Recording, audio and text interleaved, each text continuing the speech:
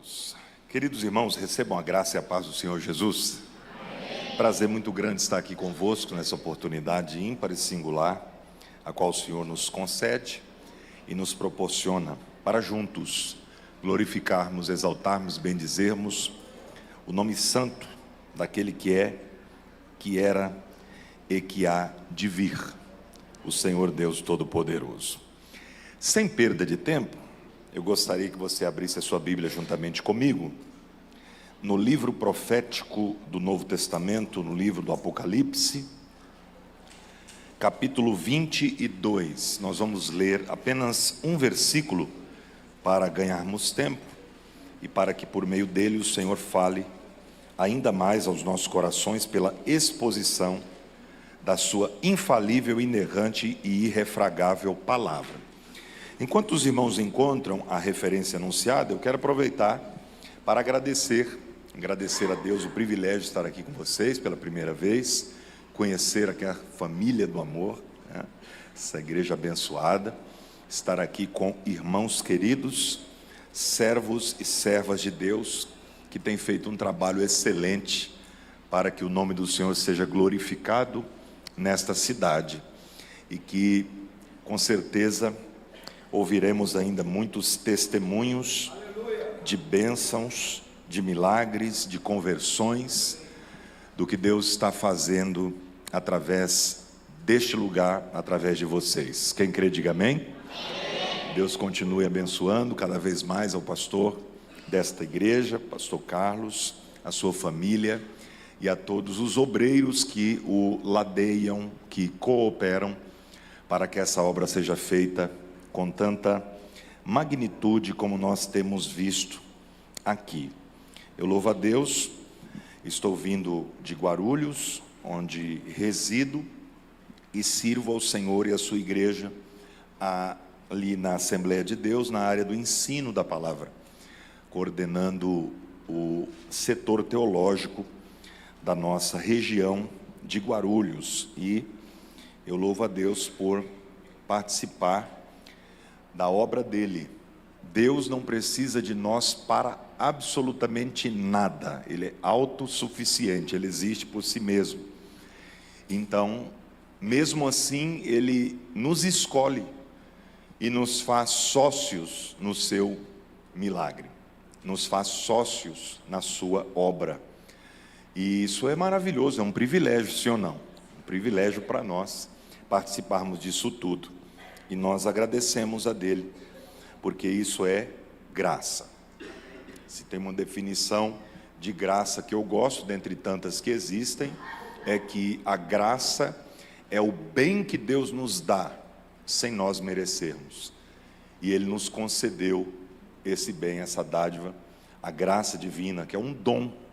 A Bíblia chama de graça aquilo que é dom, aquilo que é presente, aquilo que é entregue a nós sem nós merecermos. A salvação, por exemplo, é pela graça. Ninguém é salvo pelo que faz ou pelo que deixa de fazer. Nós somos salvos por pura graça divina. E por isso nós estamos aqui. Quem concorda, diga amém.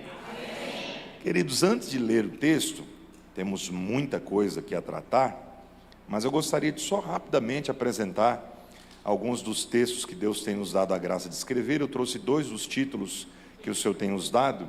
O primeiro chama-se Pregando com Excelência, uma introdução à pregação, uma introdução à homilética, que é uma das disciplinas teológicas que se dedica na área do fazer sermões e do pregar sermões.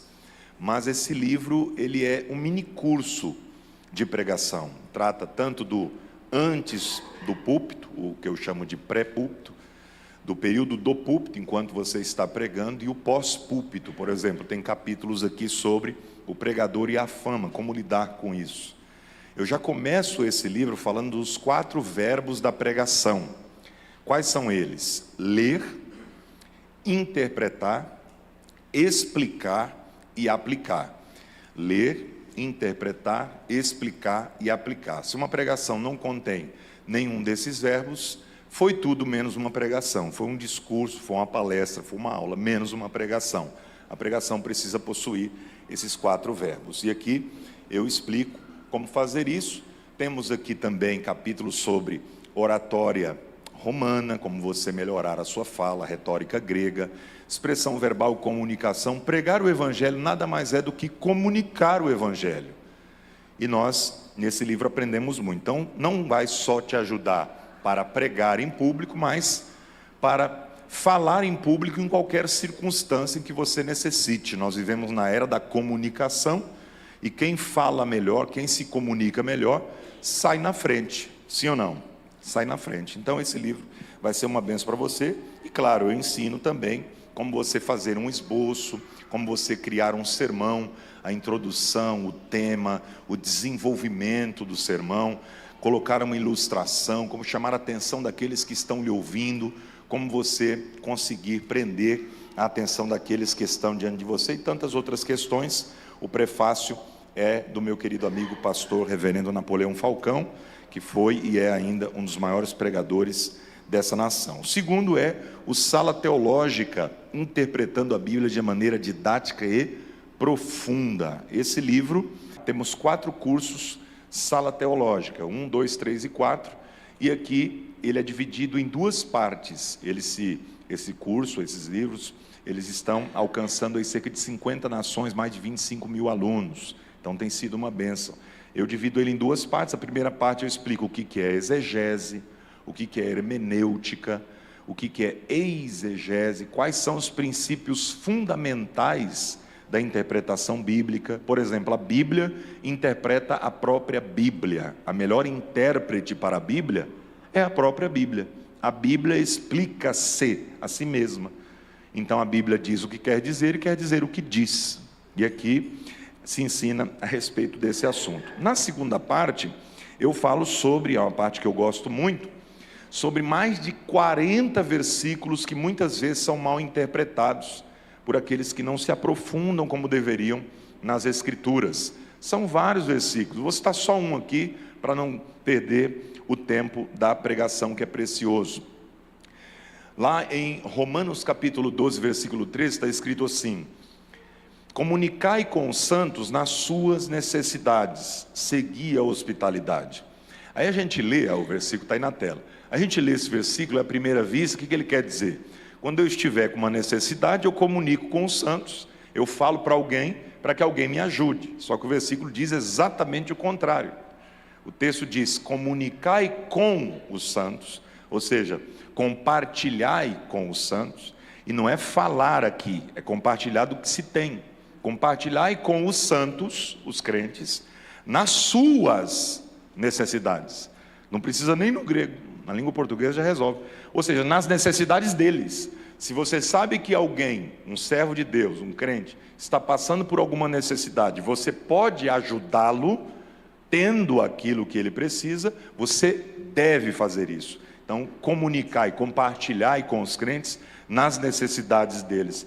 Então, esse é um dos versículos que a gente trabalha aqui, prefácio do meu querido amigo Dr. Carlos Augusto Vailate. Se você adquirir, vai estar nos abençoando para também investirmos na obra missionária, alguns projetos que nós auxiliamos teologicamente e financeiramente fora do Brasil, e em especial temos um no Peru, na selva peruana. São mais de 25 crianças órfãs de pai e mãe, que estão ali, que não tem nem o que comer direito durante o dia, e todos os meses a gente envia um recurso do pouco que a gente tem para abençoar minimamente aquelas crianças que lá estão e auxiliar no projeto da escola, do ambiente, de tudo que está acontecendo ali. Deus tem feito coisas grandes. Então, também parte desse material é investido em missão. Não estou falando isso para te emocionar, mas só para te informar, para que vocês saibam que isso é para a glória de Deus e para o crescimento do reino dele. Amém? Então, se você puder, adquira. Ao final, às vezes, Deus toca no meu coração para presentear alguém, pastor. Às vezes eu sinto de Deus de conceder e de abençoar alguém. Como eu sei que hoje eu não vou sentir nada, né? É brincadeira. É porque nessas horas o coração fica igual de Faraó, né, pastor Kleber? Fecha que é uma beleza. Brincadeira, queridos.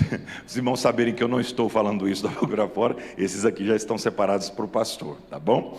Então, dá um glória a Deus aí, vocês estão com inveja?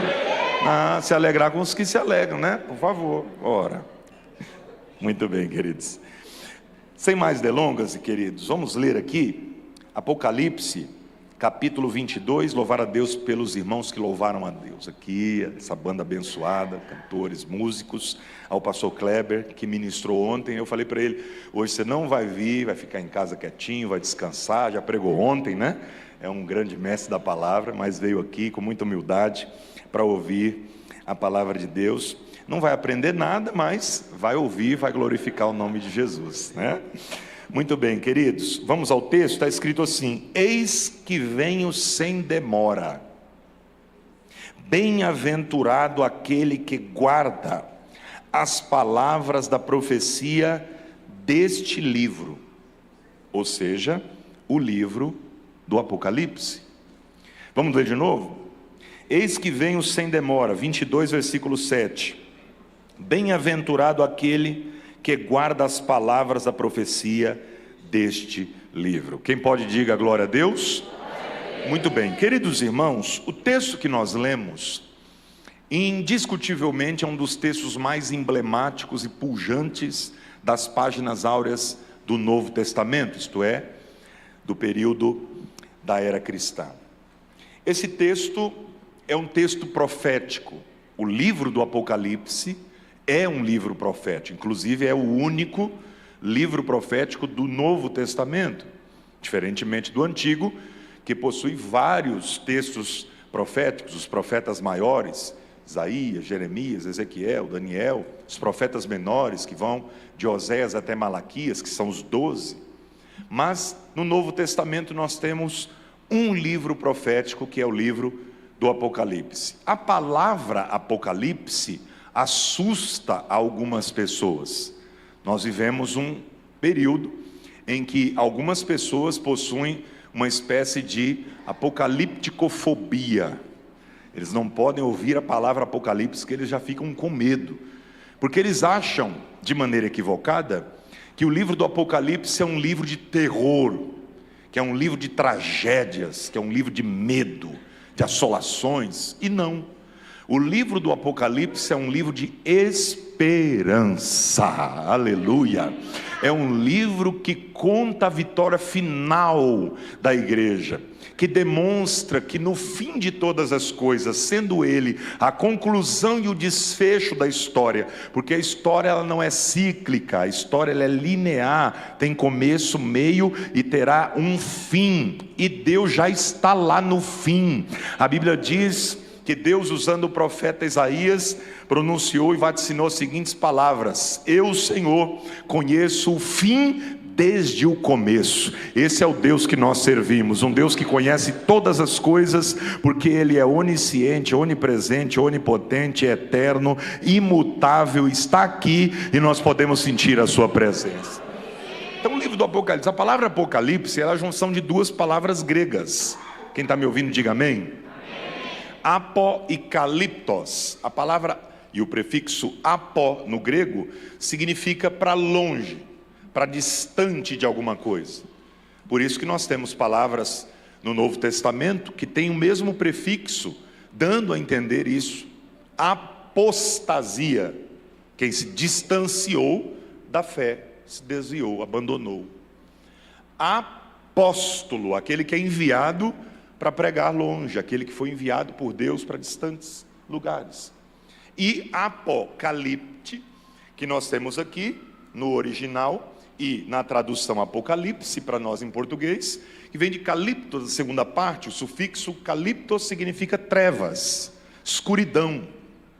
Por isso você junta as duas palavras, para longe da escuridão, para longe das trevas. Portanto, a tradução literal é a que nós temos em português, muito bem feita por sinal, que é revelação ou manifestação. Revelação, no capítulo 1 você lê, revelação de quem? De Jesus Cristo. Não é uma revelação qualquer, é a revelação do próprio Deus para nós. Quem é que pode glorificar ao Senhor por isso? Então o Apocalipse é um livro inusitado, interessante, único, peculiar das Escrituras. Nos seus 22 capítulos, 404 versículos, cerca de 53 versículos históricos, 9 perguntas aproximadamente, 10 versículos de profecias cumpridas, 341 versículos de profecias que ainda hão de se cumprir e mais de 278 referências ao Antigo Testamento, demonstrando a veracidade das Escrituras veterotestamentárias e neotestamentárias, isto é, do Antigo e do Novo Testamento, da Antiga Aliança e da Nova Aliança. No capítulo 1, nós temos a revelação de Jesus Cristo glorificado. João o vê, e ele aparece para João dizendo-lhe, no momento de desesperança total: eu sou o Alfa e o Ômega, o princípio e o fim. Ei, João, não temas, você não vai morrer do jeito que você pensa. Eu tenho nas minhas mãos as chaves da morte e do inferno. Eu sou o primogênito dos mortos, aquele que morreu, ressuscitou para nunca mais morrer. Nada acontece sem a minha vontade. Chaves na Bíblia representa poder. Eu tenho nas minhas mãos as chaves da morte, não morre ninguém sem que eu permita, e do inferno, que representa todos os poderes das trevas, ou seja, Satanás não dá um passo de 1 milímetro sem que Deus permita. Então fica tranquilo, o teu Deus é soberano e Ele controla e coordena minuciosamente todas as coisas, porque não existe 1 milímetro deste universo onde Deus não esteja e que Deus não possa controlar. O nosso Deus é o Todo-Poderoso, El Shaddai, e Ele está aqui nesta noite para que o seu nome seja glorificado. Só os pentecostais levante a voz e dê um glória forte para Ele. Então no capítulo 1, Cristo glorificado, seus cabelos brancos como a lã, os olhos como chamas de fogo, o cinto de ouro no peito, os pés como bronze que acabou de sair da fornalha de fogo. Essa é a visão que João está tendo do Cristo glorificado. O rosto como o sol do meio-dia brilhava e refulgentemente estava diante dele. No capítulo 2 e no capítulo 3 nós temos agora a revelação das 7 mensagens às 7 igrejas em forma de cartas, aos anjos respectivos daquelas igrejas. Alguém pode ouvir isso e dizer: mas pastor Rodrigo, só existiam 7 igrejas naquele lugar, naquele período, onde a igreja estava crescendo, pregando, o povo estava cheio do Espírito Santo, tinha acabado de receber a unção de Deus. Não, é que o 7 no livro do Apocalipse, como você sabe bem, é um número muito importante, porque ele não é só um número que nós dizemos da perfeição, mais do que isso, é o número da completude. Então estas 7 igrejas da Ásia Menor, a atual Turquia, representam todas as igrejas de todas as épocas, de todas as eras, começando de Éfeso, indo até Laodiceia. Quem entendeu, diga amém. Inclusive, se você olhar no mapa, geograficamente, elas formam um círculo. Por isso que a Bíblia diz lá no Apocalipse que Jesus está no meio e Ele anda entre as 7 igrejas. Ele não está fora, Ele está dentro. Por isso que a gente sentiu a presença dEle aqui, porque Ele está presente aqui. Então, essas cartas são endereçadas às 7 igrejas, mas que ensinam-nos também, de forma poderosa, a vivermos conforme a vontade de Deus, a vontade do Cristo ressurreto, que é o Deus da igreja. Nós não estamos aqui para agradar a homens, estamos aqui para agradar o Todo-Poderoso, o Rei dos Reis, Senhor dos Senhores, aquele que é, que era e que há de vir, o Senhor que morreu por esta igreja e que faz de tudo para que ela chegue no final perseverante, porque é isso que Ele quer para nós. Então, estas 7 cartas são descritas, e vocês sabem que em cada carta há uma revelação, exortação, correção. Não vamos entrar em pormenores para ganharmos tempo, mas nos capítulos 2 e 3, nós temos as expressões: quem tem ouvidos ouça o que o Espírito diz às igrejas. No plural, a palavra eclesia, que é a palavra igreja no grego, que representa os chamados para fora. No capítulo 4, agora nós temos algo maravilhoso, é o arrebatamento de João. João ouve uma voz do céu que diz: sobe aqui, e ele é arrebatado, e quando ele chega no céu, ele vê o que nós veremos quando lá chegarmos. O que é que ele vê, pastor? Ele vê o trono. Ele não vê uma cadeira, ele não vê uma poltrona, ele não vê um sofá, ele vê um trono. O mesmo que Isaías viu, alto e sublime, sublime e alto. O trono de Deus, ele é tão grande que ele abrange os céus. Para você ter uma noção, o centro do céu é governado pelo trono. E do trono saem todas as diretrizes para todos os ambientes, tanto do céu quanto da terra e do universo. Porque o Senhor que está nele assentado é aquele que rege todas as coisas.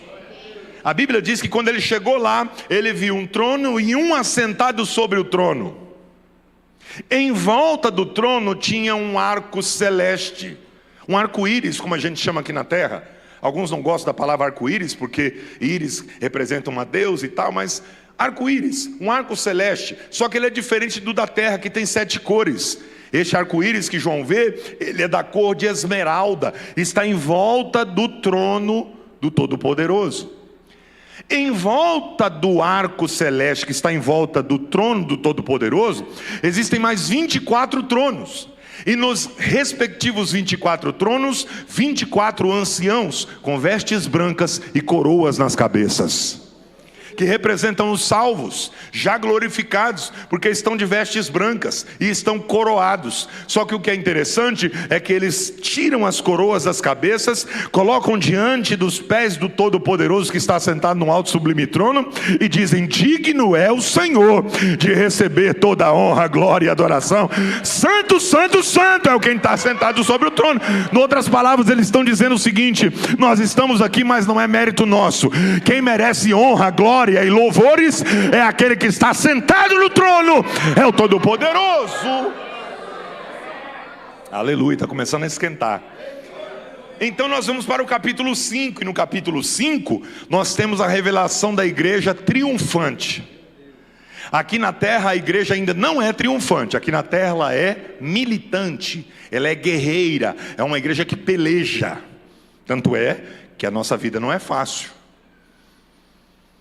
A gente vive uma batalha espiritual constante, sim ou não? Eu pastoreava uma igreja e lá tinha uma irmã que era muito engraçada. E um dia eu fui conversar com ela, depois do culto, ela disse: pastor, eu preciso de oração, pastor, ore por mim. Eu digo: pois não, irmã, o que está acontecendo? Ela disse: o diabo está furioso comigo, pastor. Eu disse: glória a Deus. Qual que era o problema que a irmã tinha falado mesmo? Ela disse: pastor, acabei de falar, o diabo está furioso, ore por mim. Eu disse: não, irmã, eu não estou entendendo a sua petição. Você está dizendo que o diabo está furioso com a irmã e quer que eu ore? Eu disse: claro, pastor. Eu disse: irmã, qual que é a novidade nisso? Você é crente? Ela disse: sou. Você tem se esforçado para se santificar e obedecer a palavra, orar, jejuar? Ela disse: claro, pastor, então é por isso. Qual é a novidade? Diga para mim. Pastor, não estou entendendo aqui. Não está entendendo? Sou eu, irmã. Você está dizendo que o diabo está furioso com você e está pedindo oração como se fosse a maior novidade da história da humanidade? Eu ficaria surpreso se a irmã chegasse para mim e dissesse: pastor, ora por mim, o diabo está alegre comigo. Aí eu ia até jejuar pela irmã 24 horas sem comer e beber nada. O diabo sempre vai estar furioso conosco, o problema é dele, porque a vitória sempre será do povo de Deus. Nosso compromisso não é com ele, nosso compromisso é com Deus da palavra, e com a palavra de Deus. Quem pode glorificar o Senhor? Que história é essa, irmão? Está com medo do diabo por quê? Não está lendo a Bíblia, não? Desde quando o diabo pode fazer o que ele quer? Desde quando Satanás faz o que ele deseja? Satanás está na palma da mão de Deus. Martinho Lutero dizia que até o diabo é diabo de Deus, só faz o que Deus permite, só vai onde Deus quer. Não há nenhuma possibilidade neste mundo de Satanás fazer o que ele mesmo planejou. Deus é o coordenador de todas as coisas. Por isso que a igreja é triunfante no capítulo 5 e no capítulo 6, aí começa a coisa a apertar, porque do capítulo 6 ao 18, vejam, Apocalipse tem quantos capítulos? Eu disse no início, quantos capítulos? 22, do 6 ao 18, é a maior parte do livro. Trata-se do período tribulacional, período da tribulação. Pastor, quer dizer que a maior parte do livro do Apocalipse fala da tribulação ao invés de falar do céu? É. Fala mais as tragédias que acontecerão após o arrebatamento da igreja do que qualquer outra coisa? Sim. Por quê? Para alertar, assim como Jesus falou, mais do inferno do que do céu. Por quê? Porque a ideia é livrar-nos desse juízo terrível que cairá sobre a terra. Imagine só, 3 tipos de juízos, sétuplos, 7 selos, cada selo que abre é uma tragédia, é um juízo que cai sobre a terra. Depois dos 7 selos, encabeçados pelos 4 cavaleiros, com seus respectivos cavalos coloridos, teremos os toques das 7 trombetas tocadas por 7 anjos. Cada trombeta que se toca é um juízo que cai sobre a terra, sobre aqueles que aqui estiverem. Depois do toque das 7 trombetas, ainda haverá 7 taças, cálices da ira de Deus que serão derramados sobre a humanidade. Já imaginou o que vai acontecer aqui? Dentro desses 21 juízos aplicados, ainda tem 3 ais. Um desses ais está em Apocalipse 9, só para você ter uma ideia. Demônios que vão subir do abismo em forma de gafanhotos, com venenos e feridas de escorpião, e vão afligir a terra durante 5 meses, que é o período de vida dos gafanhotos.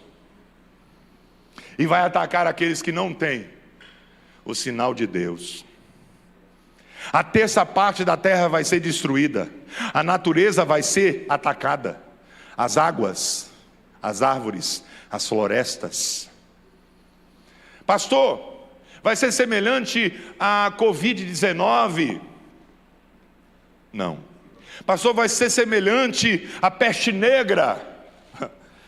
Não. Sabe por quê? Porque durante essas catástrofes naturais, essas pandemias mundiais, algumas pessoas conseguiram escapar. Quem tinha muito, às vezes conseguia dar um jeito, viajava lá para uma ilha deserta, ficava esperando passar. Poderia ficar lá quanto tempo demorasse. Tem dinheiro para isso. Outros não.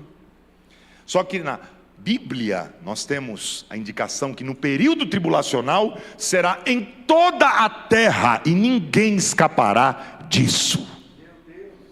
Vai ser tão terrível que em Apocalipse capítulo 6 a Bíblia diz que os homens vão gritar: montes, montanhas, outeiros, caiam sobre nós e nos esconda da ira do Todo-Poderoso que está sentado no trono.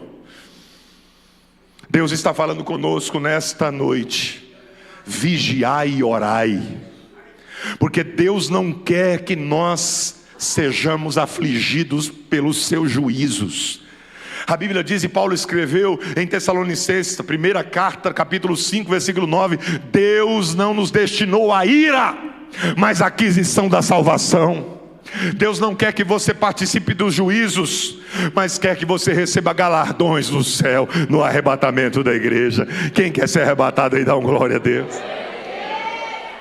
Período tribulacional vai ser o pior período da história da humanidade. Junte todas as guerras e tragédias, pandemias, terremotos,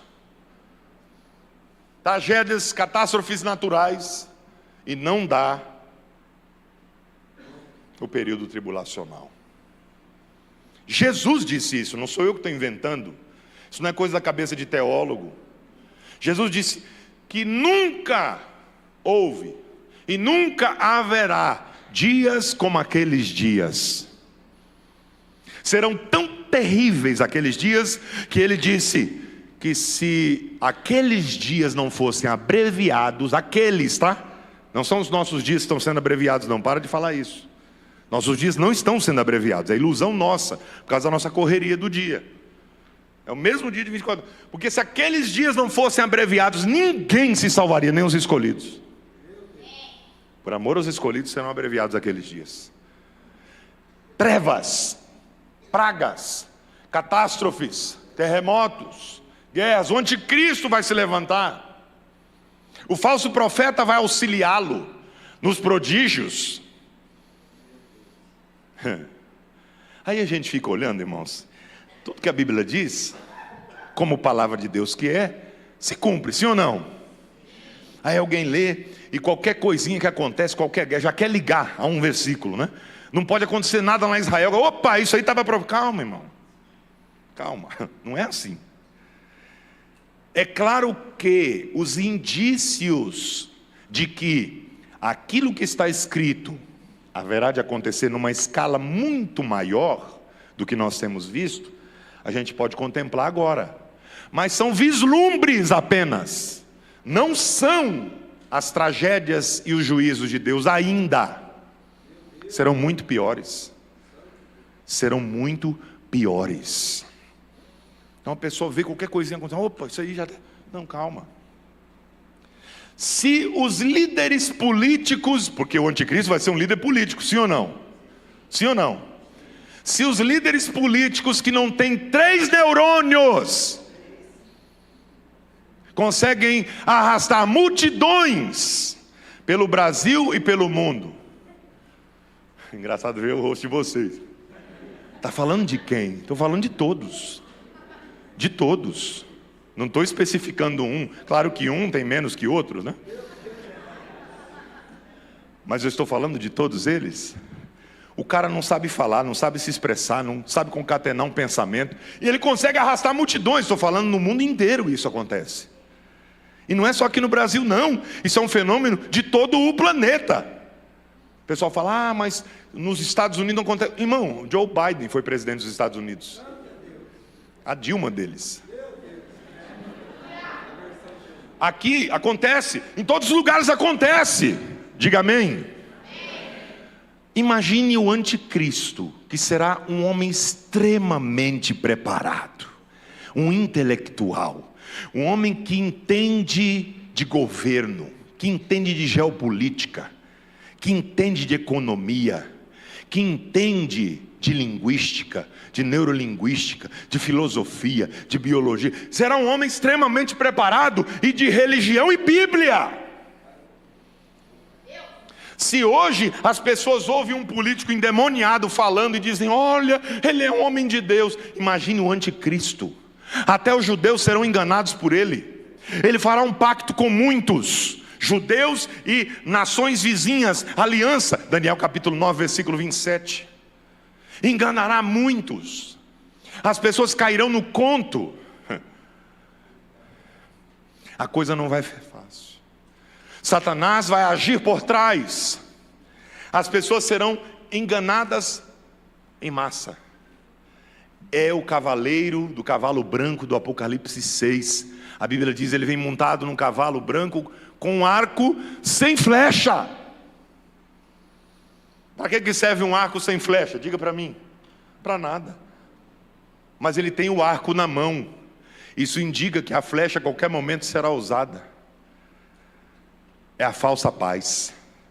Então enganará muito. E as pessoas vão dizer, este é o líder mundial que a gente precisava. Este é o homem que todos nós esperávamos. Ele resolveu a questão da economia. Ele resolveu o desemprego, a desigualdade social, o racismo. Ele resolveu a questão da ideologia. Ele resolveu os gêneros. Ele está resolvendo tudo. E as pessoas vão dizer, este é o homem. A tecnologia proporciona muitas coisas hoje. Que antigamente a gente olhava para a Bíblia e dizia, como que vai cumprir isso aqui? Será que é possível mesmo? Hoje a tecnologia dá um show. E a pandemia da Covid acelerou esse processo. Até quem não gostava de internet passou a ter que usá-la. Tudo nosso está na internet. Tudo que a gente gosta, tudo que a gente faz, tudo que a gente é. Está lá. A Bíblia diz em Apocalipse 13 que a besta que sobe do mar e a besta que sobe da terra. Besta no Apocalipse é animal selvagem, para se referir ao anticristo e o falso profeta. Olha que curioso, é no capítulo 13. eles surgem e eles vêm para destruir a humanidade. E a Bíblia diz em Apocalipse capítulos atrás, e dizia, como é que vai cumprir isso? Hoje já é possível. Já existem países que trabalham com essas restrições, que são digitais, porque o dinheiro de fato não existe. É ou não é? Por exemplo, os irmãos que são milionários que estão aqui perto de mim. Aleluia. Imagine se todos vocês, pastor Kleber, pastor Carlos, os pastores são aqui, os irmãos que estão ali, os irmãos que estão ali atrás, aquele irmão ali atrás, ali, né? Muito dinheiro. Imagine, todo mundo chega no mesmo dia, cada um no seu banco e diz assim, eu quero arrancar tudo que está na conta, quero levar agora, colocar dentro do carro. Não tem nota suficiente, dinheiro é ilusão. Cada vez mais ele vai deixar de ser físico, e cada vez mais ele vai ser virtual. Aí a pessoa diz assim, mas pastor, o anticristo vai saber se eu sou a favor dele ou se eu não sou? Claro que vai. Está tudo na internet. O que você gosta, o que você não gosta, onde você vai, onde você deixa de ir. Você é crente, então você vai à igreja, está lá no seu GPS. Sua localização, por onde você anda. Esse cara é crente, tira, bloqueia a conta dele. Faz ele ser demitido do emprego, não pode aceitar crente. Ele não é dos meus. E aí vai bloquear tudo. Vocês estão entendendo? Eu estou dando exemplos aqui, mas é infinitamente superior. A perseguição vai ser de fato. Vocês encontrei o irmão, e ele dizendo para mim, pastor, temos que orar pela igreja aqui no Brasil, estamos sendo perseguidos. Eu falei, não, só de brincadeira, irmão. Perseguido aonde? Eu não estou sabendo dessa... Começou hoje, foi? Ele disse, não, pastor, já faz tempo. Você não está vendo o que está acontecendo? Falei, rapaz, eu acho que eu não estou, não, porque você acabou de falar aí, eu não estou sabendo de perseguição. Ele falou, como não, pastor? Você está desinformado? Eu falei, irmão, nós estamos na igreja, por exemplo, né? Agora, você veio para o culto, alguém está com uma pedra e te deu um tiro enquanto você estava vindo com a Bíblia para cá, ou tentou te impedir de entrar aqui, ou tentaram fechar as portas da igreja, ou tentaram nos levar presos enquanto a gente estava cultuando. Ele disse, não, então não tem perseguição. É uma coisa da sua cabeça. Nada de perseguição no Brasil, não tem nada. Ah, pastor, mas as leis e não sei o que. Irmão, isso aí é a coisa mais normal do mundo. Você quer que os ímpios gostem da igreja? Aí a pessoa diz assim, mas pastor, não está fácil agora, né? As pessoas não querem ouvir o evangelho hoje em dia. Falei, hoje em dia? Você nunca leu a Bíblia não, meu camarada. Nunca gostaram do evangelho e nunca vão gostar. Quem gosta do evangelho é o salvo, que recebeu a Cristo como Senhor e Salvador. E mesmo assim, gostando do evangelho, o evangelho é incômodo, porque o evangelho não traz conforto, traz confronto. Mexe com a nossa estrutura e diz, toma vergonha na cara e se converte. Esse é o verdadeiro evangelho de Jesus. Vire crente direito, para usar uma expressão nossa. Não é, receba a bênção, fica próspero, enriqueça, Deus vai te dar o que você quer, seus sonhos vão ser realizados. Como diz o meu xará, o Rodrigo Bibo, no seu livro, O Deus que Destrói Sonhos, é a teologia da Xuxa. Tudo que eu quiser, o cara lá de cima vai me dar. Vai dar nada. Deus não tem que dar absolutamente nada para nós. O que Ele quis dar, e a gente não merece, Ele já deu, o seu Filho. E nos trouxe salvação, e a gente não merece nem a salvação, e quer mais o quê? Nós não estamos aqui para receber presente de Deus, nós estamos aqui para entregar adoração para Ele. É que a gente virou o conceito de culto, já percebeu? As pessoas dizem, não, vamos lá no culto, vamos lá na conferência Olive Tree, vai ser uma bênção. Aí diz, quem vai estar pregando? Quem vai estar cantando? Ah, tá bom, eu vou lá receber a minha bênção. O outro diz, eu vou lá receber a minha vitória. O outro diz, eu vou lá receber a chave. O outro diz, eu vou lá ver se eu consigo um casamento. O outro diz, eu vou lá ver se eu consigo prosperar. Onde está escrito isso na Bíblia? Culto não é para receber, culto é para entregar. Aí glória a Deus some, né? Culto não é para receber, é para entregar.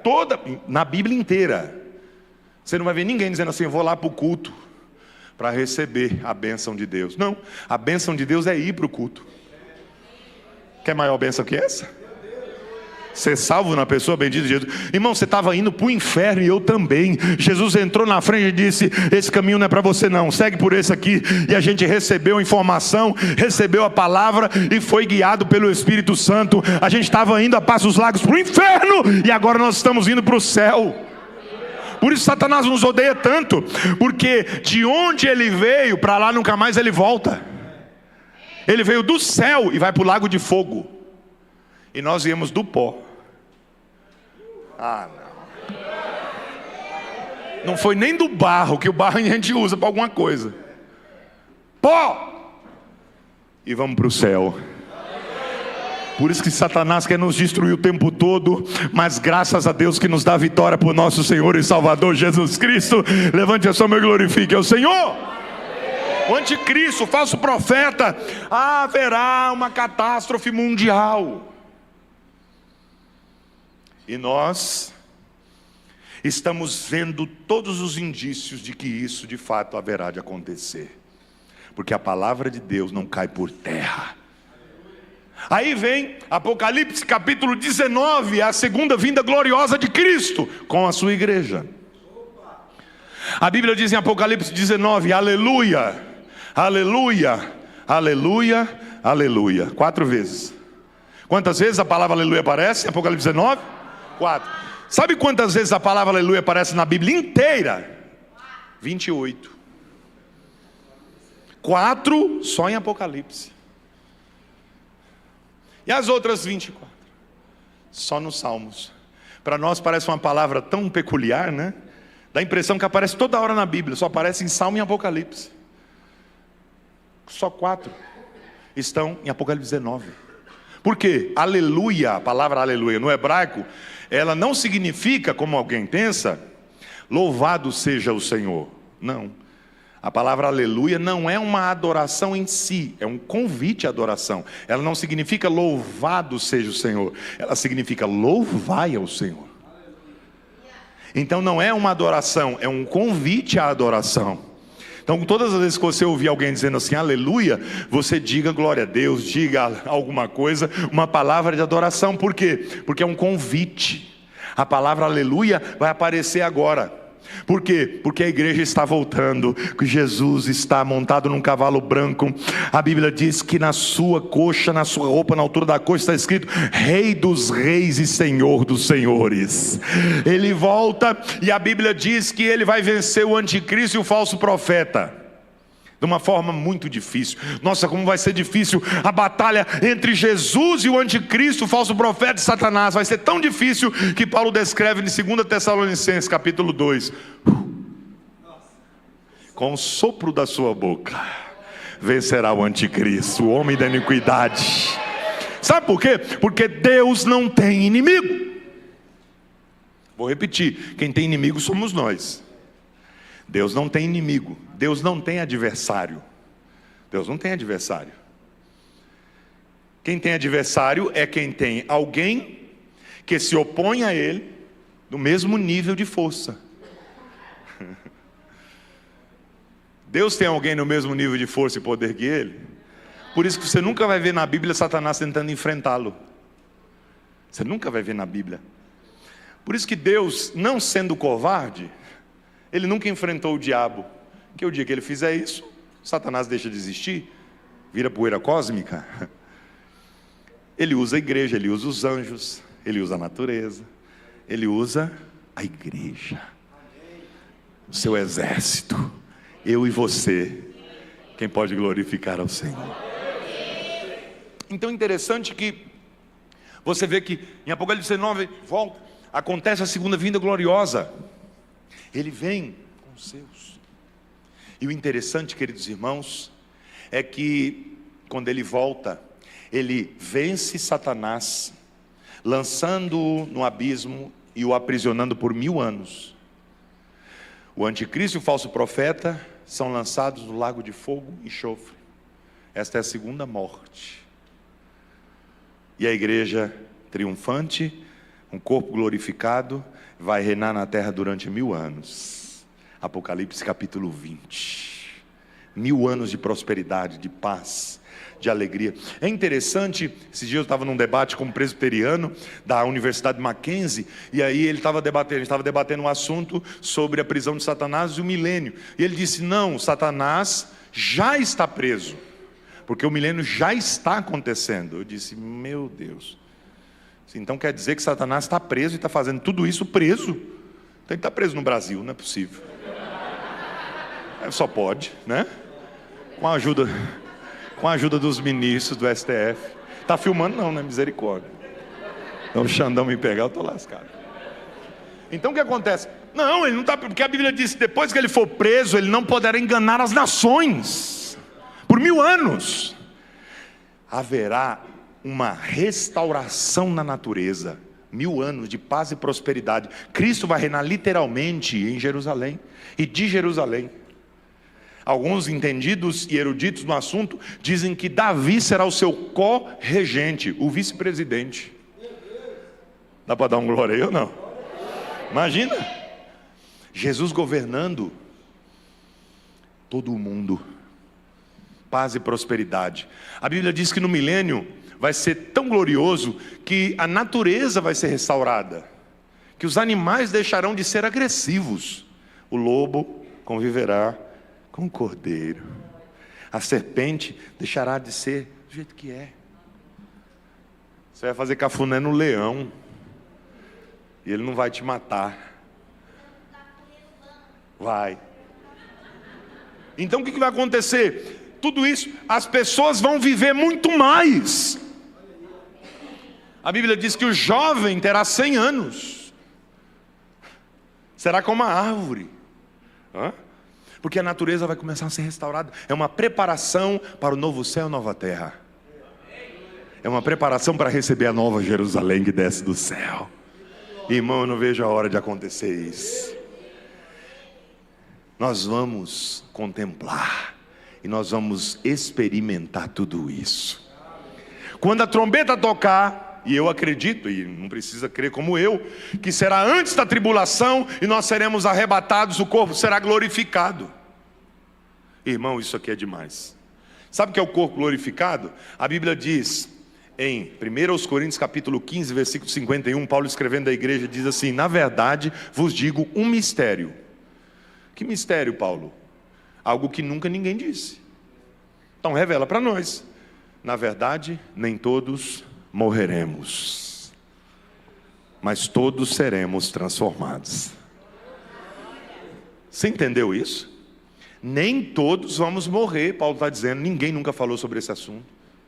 Como é que é, Paulo?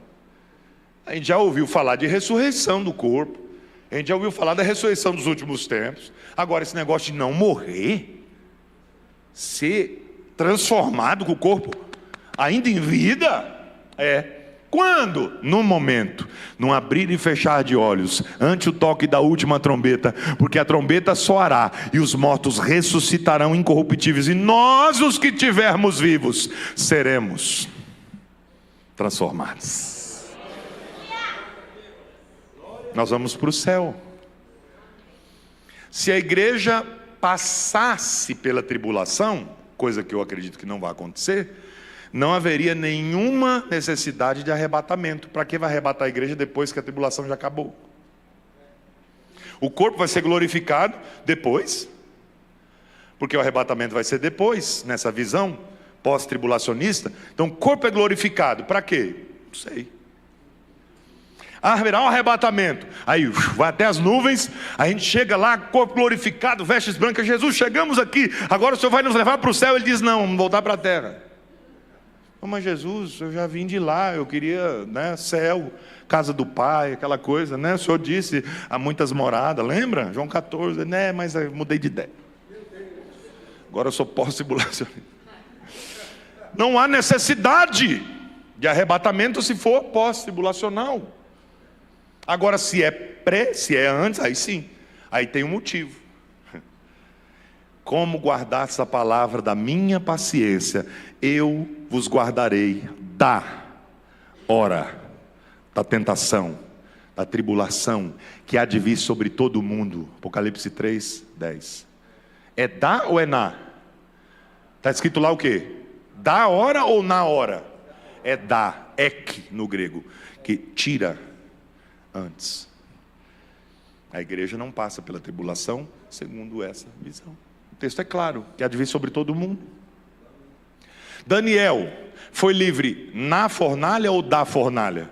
Ou da cova ou na cova? Da cova ou na cova? Na cova. Deus foi lá e o livrou. Não deixou ele morrer lá dentro, mas ele foi. Passou. Misael, Ananias e Azarias foram livres da fornalha ou na fornalha? Na fornalha. A Bíblia diz o quê? Que a igreja vai ser livre da. Ou seja, ela não passa. Aí alguém diz assim: ah, pastor, então quer dizer que a gente é melhor que os nossos irmãos que foram perseguidos, que foram mortos, passaram por tribulações? É porque você está confundindo tribulações no plural com a grande tribulação, que é outra coisa, é outro nível, tem nada a ver. Tribulações no plural, todo crente vai passar. Jesus disse: no mundo tereis tribulações. Pronto, isso aí todo mundo aceita. Ah, então por que que um povo vai ser livre num período? Irmão, pergunta para Jesus, foi ele que falou, não tem nada a ver com essa história. Por que, a mesma pergunta eu faço, por que um povo não foi livre? Tem explicação? Não. Então, é com Deus. Deus faz o que Ele quer. Eu não preciso entender a sua vontade, eu só desejo glorificá-lo pelo que Ele faz, pelo que Ele é. Porque a vontade de Deus pode não ser compreensível, pode não ser entendida, mas mesmo assim eu sei que é a melhor. Quem crê que a vontade de Deus é melhor que a nossa? Então a igreja vai ser arrematada. Então é interessante, claro, existem várias razões, eu tenho pelo menos 15 razões pelas quais a igreja não passa pela tribulação, mas não daria tempo da gente falar sobre isso aqui. Mas só para você ter uma noção, nos 3 capítulos primeiros ali do Apocalipse, onde a igreja ainda está visivelmente na terra, a palavra igreja aparece 19 vezes.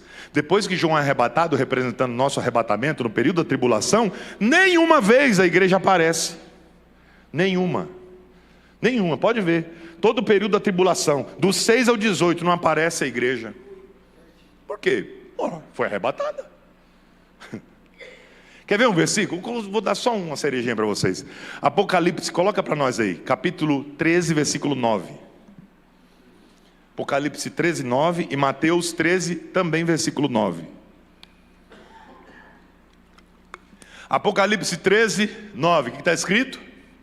Se alguém tem ouvidos, ouça. O que? Ah, parou, né? Ah, não continua? Não era para ter o que o Espírito diz?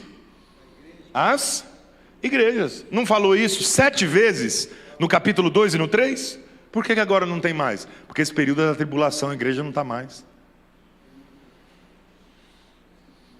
Mateus 13, 9, coloca aí agora. Mateus 13, 9. Cristocidência? Jesuscidência? Quem tem ouvidos para ouvir, ouça. Porque Mateus, a igreja ainda não tem.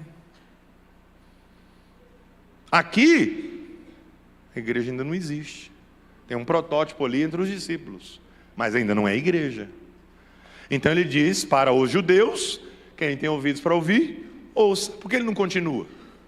O que o Espírito diz à igreja ou às igrejas, como ele disse lá em Apocalipse 2 e 3, 7 vezes. Apocalipse 13, 9, quem tem ouvidos para ouvir, ouça. Por que não tem as igrejas?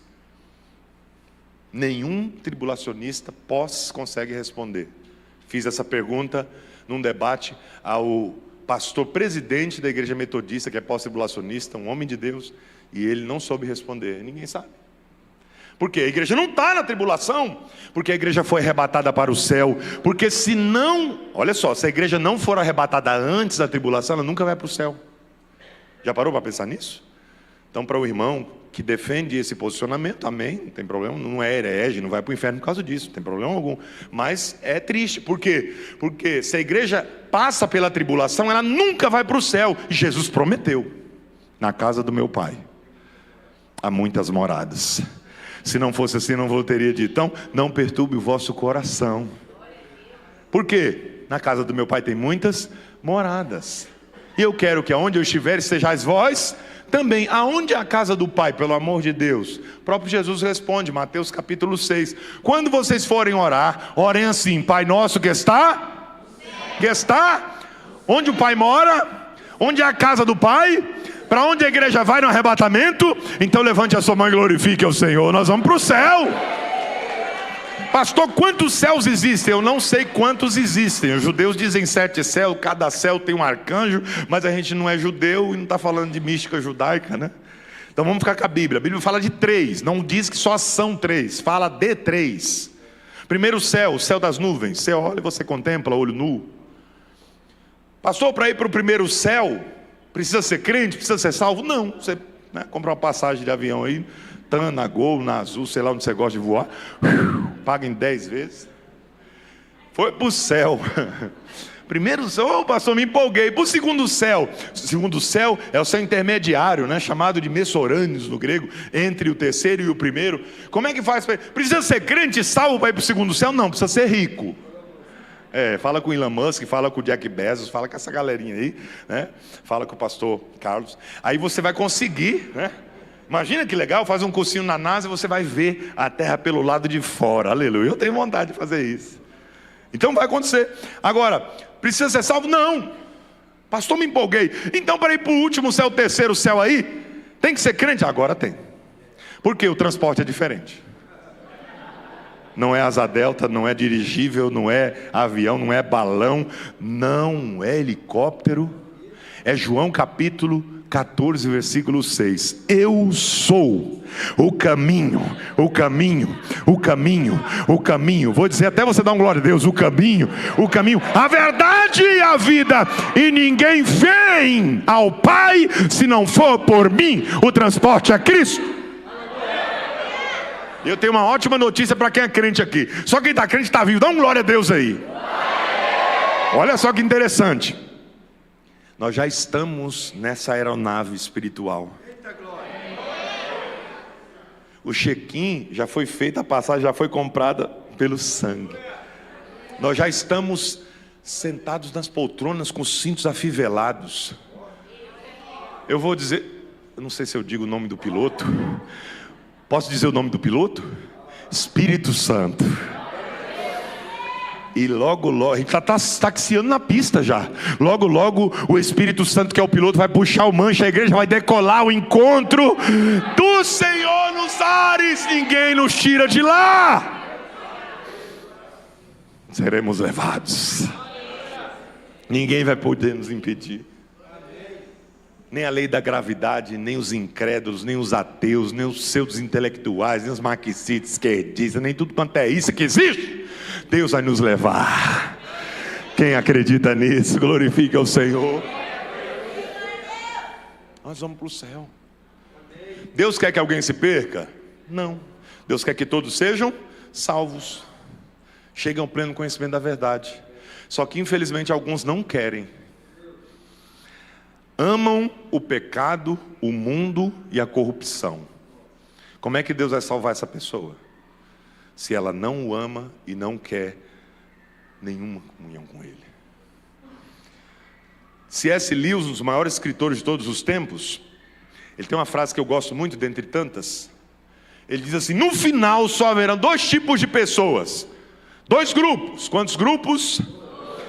Os que disseram a Deus: Senhor, seja feita a tua vontade, grupo dos salvos. E aqueles que rejeitaram a Deus deliberadamente, é o grupo daqueles para quem Deus vai dizer: a tua vontade seja feita. Sabe qual que é o pior castigo que Deus pode derramar sobre uma pessoa? Não é uma enfermidade, não é ela ser presa, não é ela ficar doente. Não. É Deus entregá-la às suas próprias paixões e pecados, abandoná-la ao seu próprio bel prazer. Já que você me rejeitou deliberadamente tantas e tantas e tantas, inúmeras vezes, siga o seu caminho, viva do jeito que você quer viver, sem mim. Aqueles que rejeitam a Deus são filhos ou são bastardos? São bastardos. A Bíblia diz que Deus açoita e corrige todo aquele que Ele ama e que tem por filho. Mas pastor, todos nós somos filhos de Deus, pastor. Ouvi no programa da Fátima Bernardes. O Luciano Huck diz, irmão, essa Luciano Huckização da vida, não está brincadeira. Todo mundo é bonitinho, toda religião é boa, todo mundo é legal, que legal, todo mundo vai para o céu. Ai, que maravilha. E o diabo está rindo e dando gargalhadas. Porque não é assim que funciona. Só haverá dois grupos no fim: os que entregaram a sua vida a Deus e aqueles que rejeitaram a Deus deliberadamente. Por isso que o Dr. Norman Geisler, o meu teólogo preferido, ele diz uma frase extraordinária. Ele diz assim: o céu seria inferno para aqueles que não estão acostumados com ele. Pastor, explica melhor isso aí. Imagine, Deus olha para uma pessoa que ama o pecado, a prostituição, as drogas, adultério, tudo que não presta. Deus fala: o céu é meu, eu ponho lá quem eu quiser, e ninguém tem nada a ver com isso. Tá bom, Deus. Aí Deus pega essa pessoa e no céu. Aí a pessoa chega lá no céu e ela vai começar a ficar assustada. O que é isso aqui?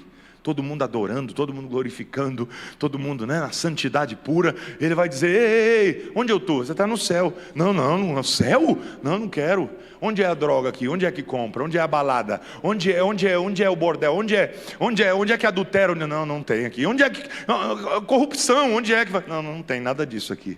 Ele vai ficar apavorado. O céu seria inferno para essa pessoa. Porque tem gente que você diz assim: vamos lá no culto, olha, vai ter uma conferência, vai ser uma bênção, pastor lá é gente boa demais, é homem de Deus, vamos lá para ouvir a palavra, para você receber de Deus alguma coisa, você mudar de vida, Deus transformar a tua história. E a pessoa diz assim: eu nunca, estou fora. Ainda tem a coragem, a pachorra para dizer assim: Deus me livre, não aguento ficar 5 minutos nesse culto. Não consegue ficar 5 minutos no culto da terra, vai passar a eternidade no culto do céu? Para refletir. Você que quer salvar todo mundo, porque na igreja também tem. Não, Deus é amor, no final todo mundo vai ser salvo. Vai nessa. Deus é justo, e por isso o inferno existe. Mas o inferno foi feito para seres humanos? Não. Mateus 25, a partir do versículo 40. Foi preparado para o diabo e os seus anjos. Mas tem gente que é tão ruim que quer ir para lá junto. Quer ir, vai. O inferno é uma prova da justiça divina.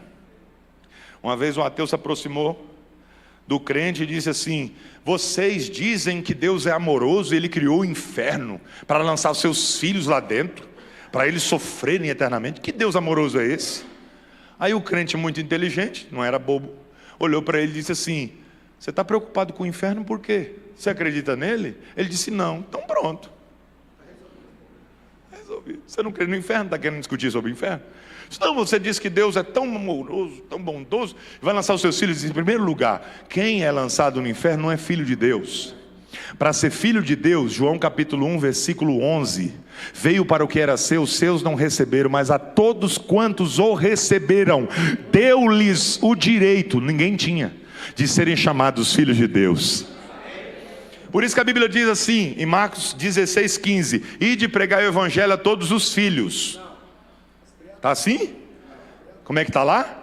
Criatura. Por quê? Todos somos criaturas, mas nem todos somos filhos. Para ser filho tem que entregar a vida para Cristo.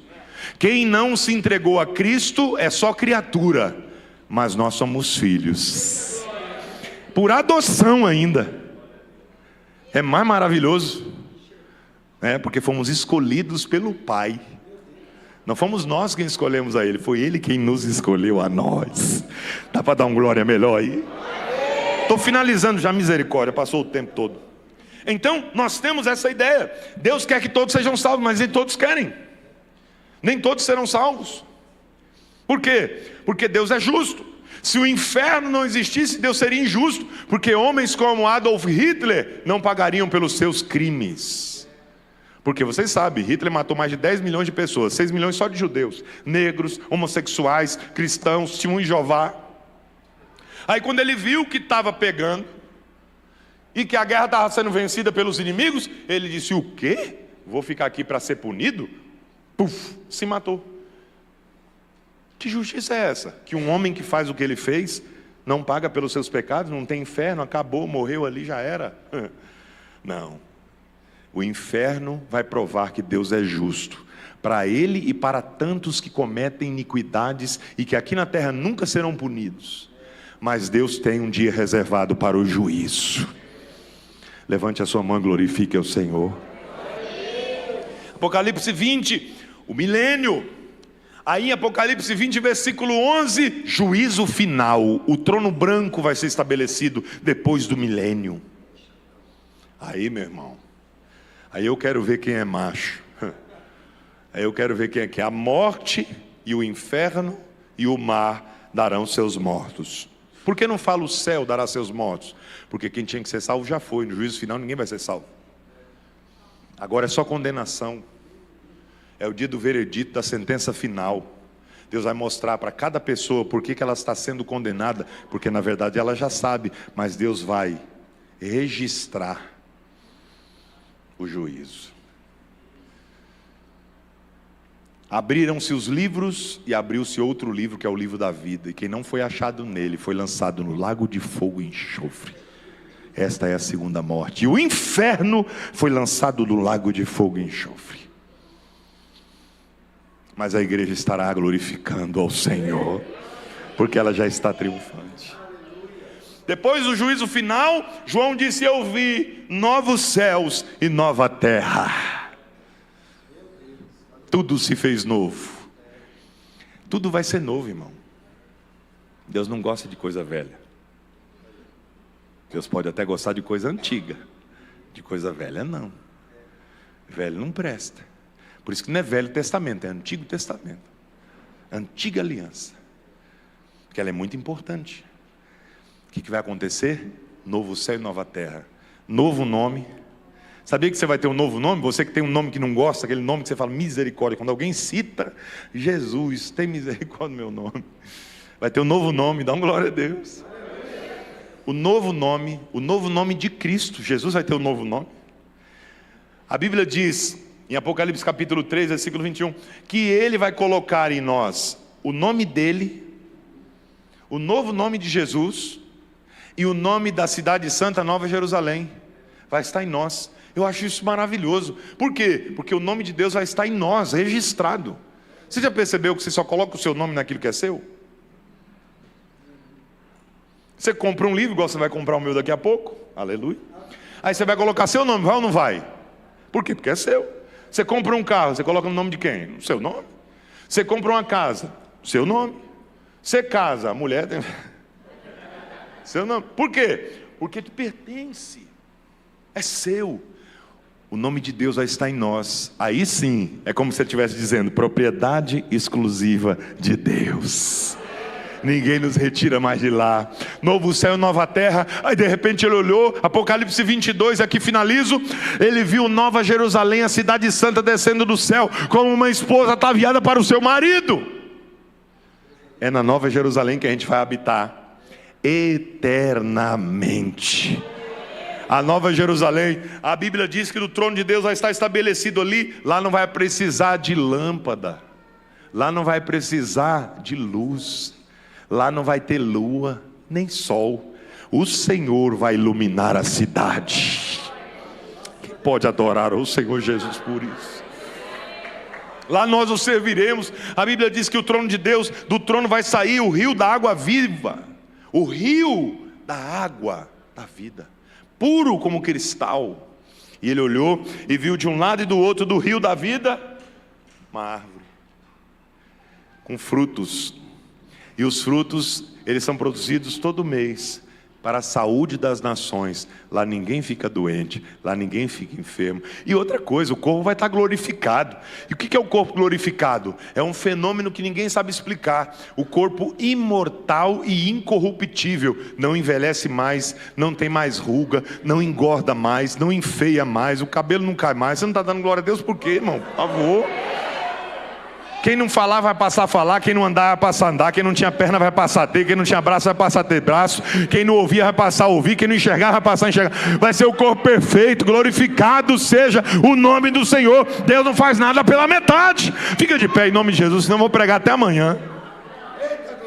A Bíblia diz que bem-aventurado aquele que guarda Não é só que ouve, não é só quem escuta, é quem guarda as palavras da profecia deste livro, o livro do Apocalipse, que você acabou de ouvir sobre ele. Glória a Deus para sempre. Nós vamos louvar, vamos cantar aqui em nome de Jesus. Mas eu tenho uma mensagem para te dizer antes de entregar o microfone. Deus trará um avivamento sobre a igreja. Alguém diz: não, pastor, isso é ilusão, isso é coisa de quem não sabe de nada, não lê a Bíblia. Nós somos pentecostais. Nós não somos da teoria, nós somos da prática. Nós lemos a Bíblia e cremos no que nela está escrito e vivenciamos, experimentamos. Deus quer te trazer essa experiência. Pastor Carlos foi muito feliz a orar pelos dons espirituais aqui, porque Deus quer trazer sobre nós a unção poderosa do Espírito Santo. Assim como foi no dia de Pentecostes, pode acontecer agora. É só a gente crer, porque Deus quer e conta com isso. Quem acredita? Quem acredita? Se você puder, dê a mão para a pessoa que está do seu lado aí, com carinho e respeito. Em nome de Jesus, nós vamos orar. Em seguida, vamos contar e adorar o nome de Jesus. Feche seus olhos agora. Senhor Deus Todo-Poderoso, a Tua palavra foi pregada e ministrada. Eis-nos aqui, Senhor. Nós somos os Teus filhos, os Teus servos. Traga sobre nós a Tua unção. Derrama sobre nós os dons do Teu Espírito. O dom de variedade de línguas. O dom de profetizar. O dom de interpretação de línguas, o dom da palavra de sabedoria, o dom da palavra do conhecimento, o dom das maravilhas, o dom das curas. Ó Deus, traga sobre nós o dom de discernimento de espíritos. Senhor, derrama sobre nós os dons que a Tua palavra nos menciona. Ó Deus, levanta homens e mulheres aqui, crianças, jovens, adolescentes, cheios. Vai recebendo aí, vai recebendo aí. Tem poder de Deus aqui esta noite. Deus quer transbordar o teu vaso. Prepara para receber o azeite que vem do céu. Agora! Toda obra do inferno seja desfeita. Agora! Tu és digno de tudo. Solta a tua voz e glorifica o nome dele. Pois tudo Ele está enchendo. vem de ti. Tudo vem dele. Tudo é para Aproveita. ti. Quem trouxe a glória, solte.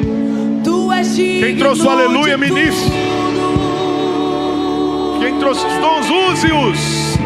Tu és A honra, digno de tudo. a glória, a adoração, porque dele, por ele, para ele são todas as coisas. Pois tudo vem de ti.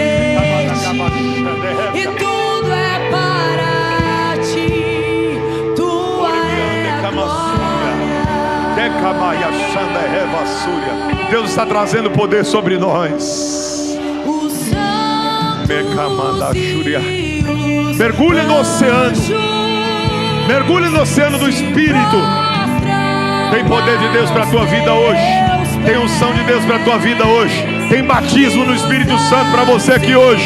Receba, receba, receba. Coroas ao Cordeiro, e a ele canta. Solta o som e adora, Tu és vai. digno de tudo. Tem poder, tem poder. Oh, glória a Deus. Tu és digno de tudo. É o poder da palavra, é o poder da palavra. É a graça do Espírito. Tudo vem de ti. Saia daqui cheio do Espírito Santo.